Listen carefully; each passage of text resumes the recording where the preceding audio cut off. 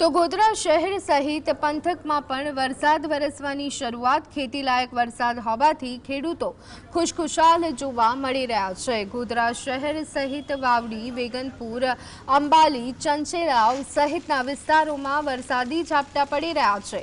એક ધારા વરસાદને પગલે શહેર સહિત પંથકમાં વાતાવરણમાં ઠંડક પ્રસરી જવા પામી છે। અસહ્ય બફારાથી શહેરીજનોને, ગોધરાવાસીઓને રાહત મળી છે।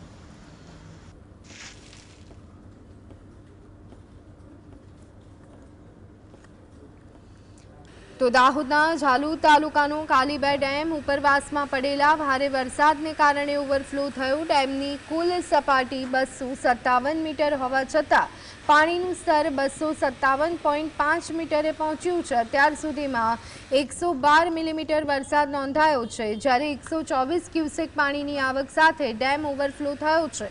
સિઝનના પહેલા જ વરસાદમાં ડેમ ભરાઈ જતા તંત્રએ નીચાણવાળા ગામો માટે એલર્ટ જારી કર્યું છે। ભારે વરસાદને કારણે પાણીની આવકમાં વધારો થયો હોવાનું જિલ્લા વહીવટી તંત્રએ જણાવ્યું છે।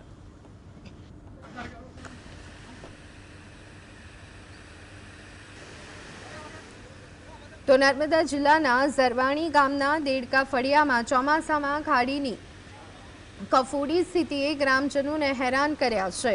દેડકા ફળિયાથી